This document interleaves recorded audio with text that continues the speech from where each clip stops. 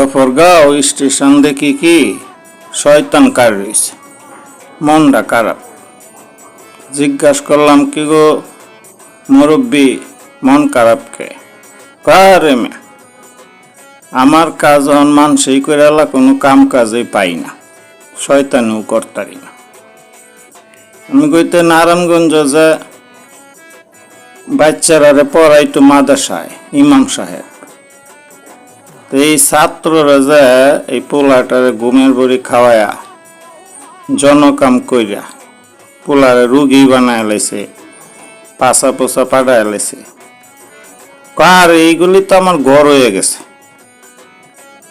করা উপরে লেবাস দাড়ি পাঞ্জাবি রাইকা ভালো ব্যবহার দেখা, কিন্তু ভিতরে যত আমার কাজ করাই করে এইগুলি তো কিছু কিছু লোক যেটি করতেছে, এইগুলি কইটি আমার ঘর ছাড়া কই যাইতাম।